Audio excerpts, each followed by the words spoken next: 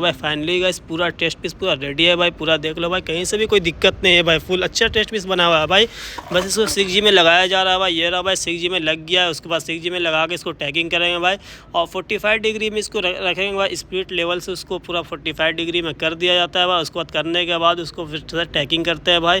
Tagging करने के बाद भी उसको 45 डिग्री में डाल सकते हैं, ऊपर नीचे हो जाएगा भाई, उसके लिए कोई दिक्कत नहीं है भाई। और फाइनली गाइस पूरा फुल टैगिंग हो गया भाई, यही बंदा का टेस्ट है भाई, वही वेल्डर भाई है भाई।